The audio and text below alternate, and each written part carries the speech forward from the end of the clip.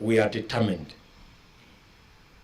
to get rid of the politics of division, ethnicity, hate, and things that take us backwards. We want to unite, to be of one accord, so that we can work together towards a better Kenya for all of us, that has no cadres and divisions and categories and this group and that group. We want to see how we can move together.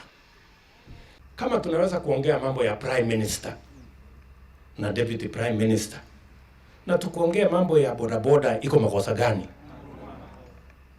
Kwa sababu prime minister ni ya watu wakubwa, na tumekuwa tukiongea hiyo maneno siku mingi.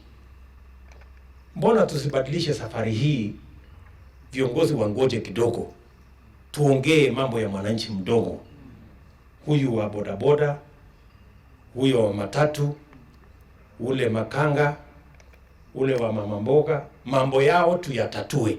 Kwa sababu tukitatua matatizo ya wananchi hawa wadogo, mamilioni, wale wakubwa na wadosi wanaweza kujipanga kwa sababu wako na uwezo. What is the problem? Tusiongee vile tutatengeneza serikali eti kwa kuongea mambo ya viongozi na vyeo, nani atakuwa prime minister, nani atakuwa deputy, nani atakuwa ule. Tuongee for a change.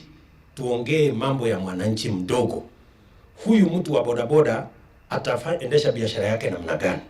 Na ule wa mama mboga atapata pesa ya kufanya biashara namna gani?